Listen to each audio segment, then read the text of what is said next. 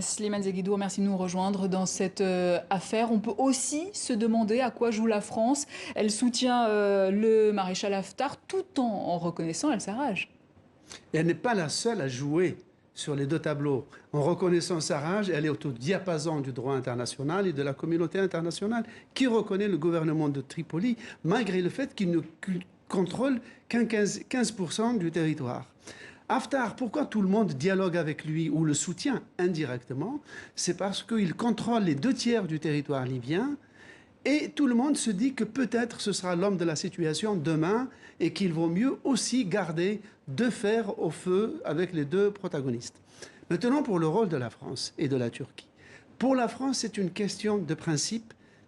Pour les Turcs, c'est une question d'honneur. Je m'explique. Pour la France, dès lors qu'un embargo sur la livraison d'armes aux protagonistes libyens a été décrété par l'ONU, la marine française, appuyée sur le droit international, se sont autorisés à contrôler les bateaux turcs qui s'acheminent vers la Libye pour vérifier s'ils contreviennent à l'embargo ou pas.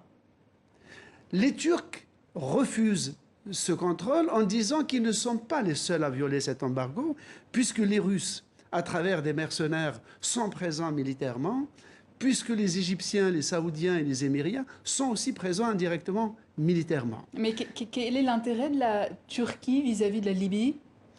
Alors, je disais que c'est une question d'honneur. Pourquoi? Parce que les Turcs sont en Libye depuis le début du XVIe siècle.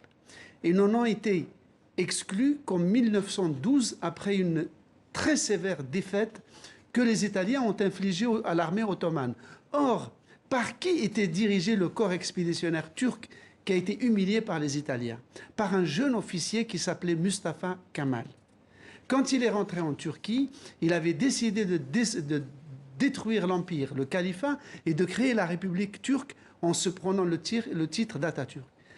Donc, en revenant en Libye, les Turcs veulent nous dire qu'ils ont été la puissance coloniale pendant 4 siècles, qu'une bonne partie de la bourgeoisie libyenne est d'origine turque, et surtout, c'est une revanche sur cette défaite de 1912. Slimane Zeguidour, merci, éditorialiste à TV5 Monde.